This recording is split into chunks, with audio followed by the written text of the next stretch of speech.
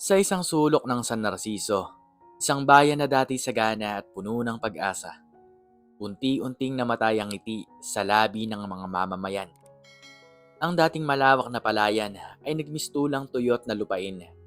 Ang ilog na pinagmumulan ng buhay ay naging daluyan ng basura at ang hangin ay bumigat sa amoy ng kawalan at kawalang katarungan.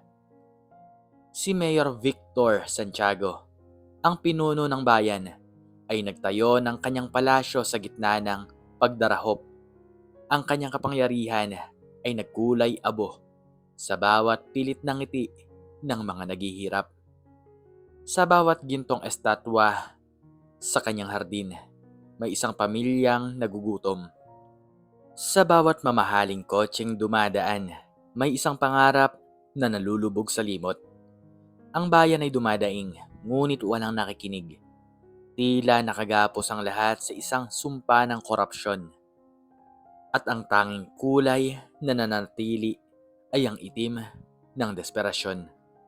Si Gabriel Reyes, isang binata na namulat sa ganitong kalagayan. Ang anak ng yumaong kapitan na si Berto Reyes, isang opisyal na matapat at minahal ng bayan. Ngunit misteryosong nawala matapos kalabanin ang mga maanumalyang proyekto ni Mayor Santiago. Bilang isang bata, nakita ni Gabriel ang pagguho ng pag-asa sa mga mata ng kanyang ina at ang pagtalikod ng mga dati nilang kaibigan ng dahil sa takot.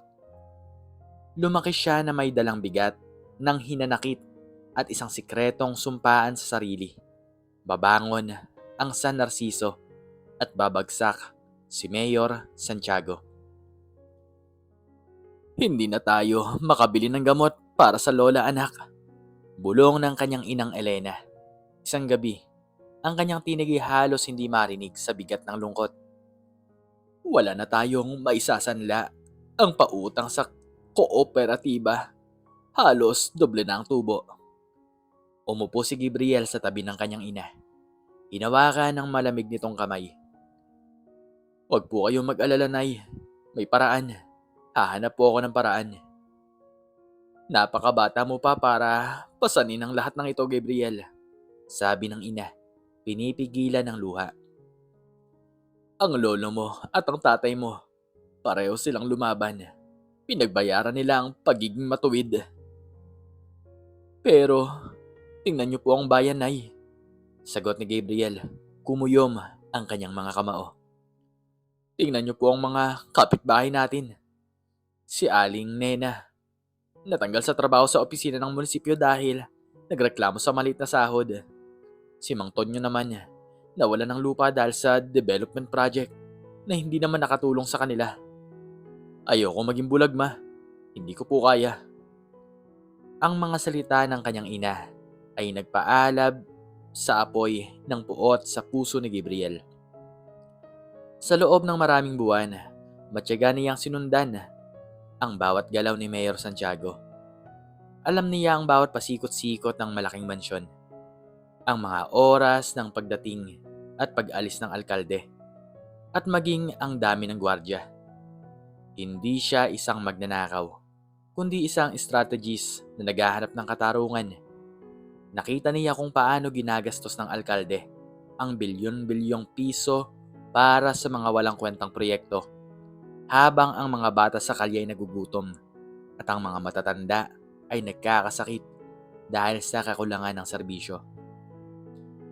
Isang gabi habang naglalakad sa madilim na kalsada, nakita ni Gabriel ang isang lumang jeep na nagkakarga ng mga sako ng semento at bato sa likod ng isang bagong tayong multipurpose hall na ipinagmamalaking proyekto ng mayor. Ang mga sako ay may markang Project Tulong Kabayan, Donations from Local Government. Ngunit alam ni Gabriel na ang mga materyales na iyon ay galing sa donasyon, hindi binili ng munisipyo.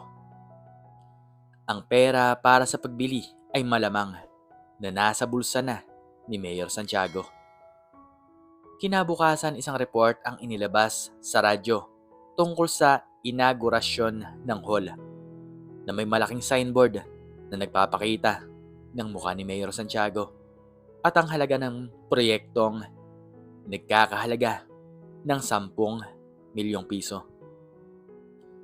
10 milyon para sa mga donasyong materyales? Bulong ni Gabriel sa sarili, gigil sa galit. Hindi na niya kayang manahimik. Ang sandaling iyon ang nagtulak sa kanya upang simulan ang kanyang misyon. Ang gabi ng pagpasok sa mansyon ay isang sumpa at isang pagpapala. Tahimik na gumapang si Gabriel sa bakod.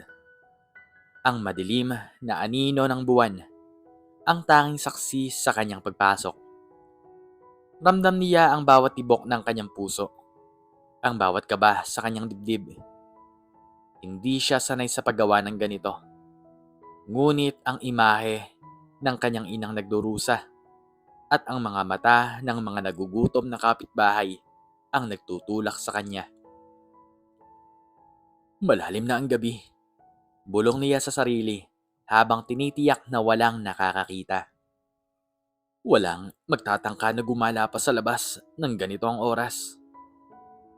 Matagumpay siyang nakapasok sa loob ng mansyon gamit ang mga natutunan niyang paraan sa pagbubukas ng mga lumang kandado at pag-iwas sa mga security system na alam niyang hindi naman ganoong advance.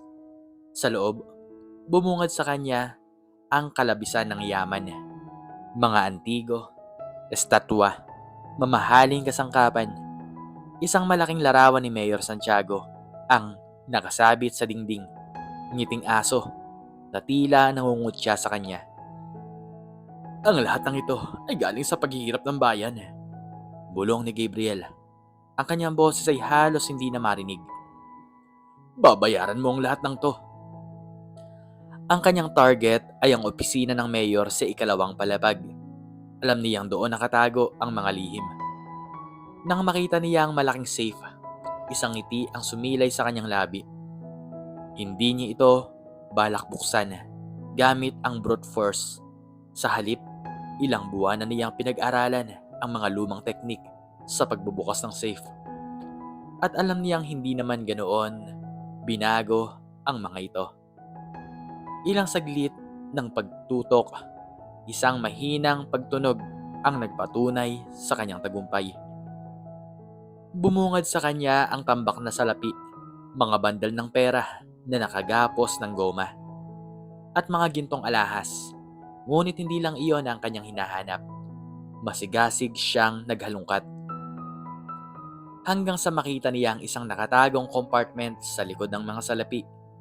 Isang metal na kahon na naglalaman ng mga dokumento, ledger, at mga bank statement. Ito na ang hinahanap ko. Bulong niya. Ang kanyang puso ay kumalabog ng mas mabilis. Ang mga ebidensya. Sa mga dokumento, nakita niya ang detalyadong talaan ng mga ghost project, mga kickbacks mula sa mga kontratista, at ang paglilipat ng pondo sa mga offshore accounts. Mas malala pa, may mga sulat na nagpapatunay sa pagmamanipula ng eleksyon at ang pagkakasangkot sa pagkawala ng ilang opisyal na tumutol sa kanya. Kasama na ang pangalan ng kanyang ama, Kapitan Berto Reyes. Tama ako, sabi niya, pinisil ang mga dokumento. Hindi lang simpleng korupsyon, may mas malalim pa. Nang makalabas siya ng mansyon, ramdam niya ang bigat, hindi lang ng pera sa kanyang bag, kundi ng napakalaking responsibilidad. Alam niyang ang kanyang ginawa ay ilegal, ngunit para sa kanya, ito ang tanging paraan upang ibalik ang katarungan. Kinabukasan lumikha ng ingay ang balita ng pagnanakaw sa mansyon ng mayor. Ngunit kakaiba ang naging reaksyon ng publiko. Sa halip na matakot, tila may pag-asa silang nakita. Umaga, tanghali, gabi. May mga balita ng mga misteryosong donasyon. Isang matandang may sakit ang nakatanggap ng pambili ng gamot. Isang pamilya ang nakahanap ng pera sa ilalim ng kanilang unan. Mga bata sa paaralan, biglang may libreng pananghalian. Ang pera ay nagmumula sa kung saan at ang lahat ay may isang hinala. Galing ito sa nakaw na pera ni Mayor Santiago. Si Mayor Santiago ay nagulantang. Paano nangyari to? Sino ang gagawa nito? Sigaw niya sa kanyang Chief of Police, si Kapitan de la Cruz, na nagpapawis na sa takot. Huwag mong sabihin sa akin na walang trace. Ang dami kong pera. Ang dami kong ari-arian na ninakaw. Sir, wala kaming nakitang force entry. Sagot ni Kapitan de la Cruz. Ang kanyang boses ay nanginginig. Parang multo nang pumasok. At ang pinaka nakakabahala, sir, may mga balita na may nagkakalat ng pera sa mahihirap. Pera? Anong pera? Bulong ni Mayor Santiago. Mas lalo itong nagalit. Ang pera ko yun. Hindi ang pera ng gobyerno. Hindi nila pwedeng ipamigay ang pera ko. Ngunit hindi niya maaaring ipaliwanag kung bakit napakaraming pera ang nakatago sa kanyang bahay. Nagpatawag siya ng press conference, ngunit ang kanyang muka ay halatang may tensyon. I'm deeply saddened by this act of criminality. Aniya sa mga mamamahayag habang pinipilit ng umiti. Aking personal na ari-arian ang kinuha, ngunit hindi ito makakaapekto sa aking serbisyo sa bayan. Patuloy akong magsisilbi. Habang ang mayor ay nagpapanggap, patuloy naman si Gabriel sa kanyang misyon. Hindi lang pera ang ipinamimigay niya, kundi pati na rin ang kopya ng mga dokumento na inilalagay niya sa mga lugar kung saan ito matutuklasan ng mga mapagkakatiwalaang miyembro ng media at mga organisasyon ng mamamayan. Ginagawa niya ito ng palihim gamit ang isang alias na ang tagapagligtas. Isang araw may isang bandel ng mga dokumento na naiwan sa pintuan ng isang lokal na pahayagan. Naglalaman ito ng ebidensya ng korupsyon ni Mayor Santiago. At ang pinakamalaking revelasyon, ang kaso ng Kapitan Berto Reyes. Hindi ito maaari, sigaw ni Mayor Santiago nang makita niya ang headline ng pahayagan. Mga lihim ni Mayor Santiago na bunyag. Sino ang naglabas ng mga to? Sir, ang mga dokumentong yon may nawawala sa inyong safe, sabi ni Kapitan de la Cruz. Ang kanyang muka ay putlang-putla. Na-recover namin ang ilang kopya. Ito ay galing mismo sa inyo. Dahil sa mga lumabas na ebidensya at ang patuloy na pagbaha ng pera sa mahihirap, ang publiko ay nagsimulang magtiwala kay ang tagapagligtas. Para sa kanila, siya ay isang bayani, hindi isang kriminal. Nagpatawag ng kilos protesta ang mga mamamayan. Hinihingi ang pagpapatalsik at pag-aresto kay Mayor Santiago. Nagdesisyon si Gabriel na oras na upang ihayag ang kanyang sarili. Alam niyang haharapin niya ang parusa, ngunit mas importante sa kanya ang makitang makamtan ang katarungan. Isang gabi habang nagaganap ang isang malaking protesta sa labas ng munisipyo, lumabas si Gabriel sa gitna ng maraming tao. Bit-bit ang huling sako ng pera at ang orihinal na mga dokumento.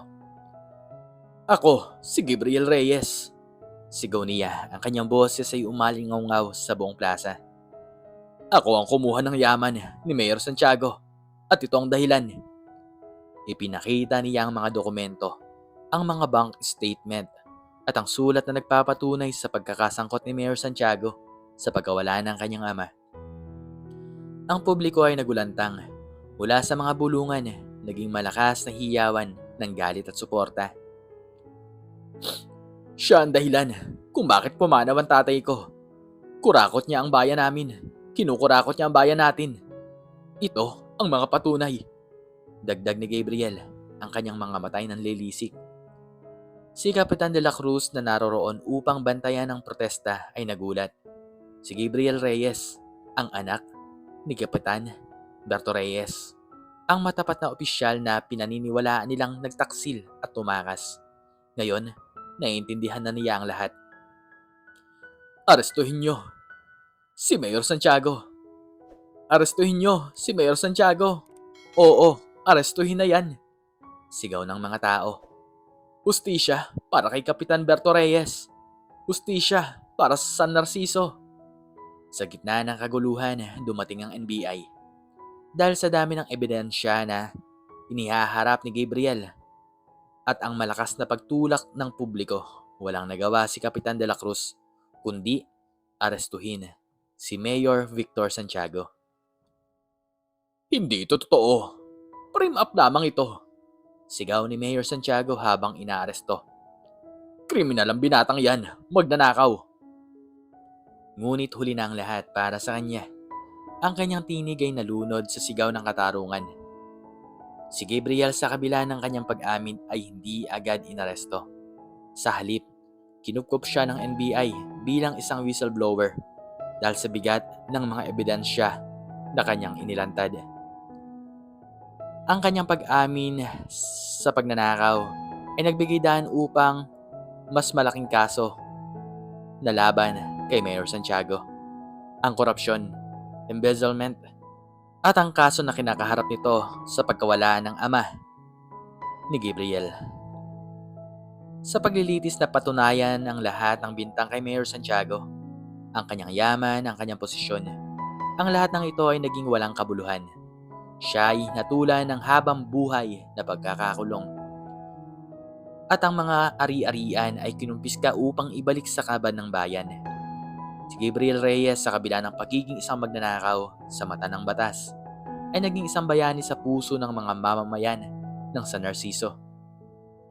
Ang pera at mga dokumento na kanyang inilabas ay nagbigay ng bagong pag-asa at pagkakataon upang muling itayo ang bayan. Ang kanyang kaso ng pagnanakaw ay nabawasan dahil sa kanyang mahalagang papel sa paglalantad ng isang malawakang korupsyon. At sa huli, ay pinatawan lamang siya ng komunidad ng probasyon at serbisyo publiko. Isang paraan upang personal siyang makatulong sa pagbangon ng San Narciso. Sa wakas, ang San Narciso ay malaya na. Ang mukha ng mga tao ay muling nagsimulang gumuhit ng ngiti at ang hangin ay muling nagdala ng pag-asa. Si Gabriel, ang anak ng isang biktima, ay naging anghel ng katarungan.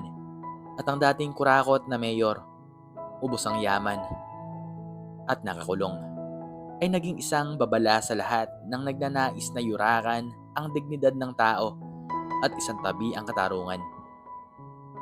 Ang isang simpleng binata sa kabila ng kanyang mga paraan ay nagpamalas na ang tunay na kapangyarihan ay hindi matatagpuan sa yaman o posisyon, kundi sa tapang na ipaglaban ang katotohanan at katarungan para sa lahat.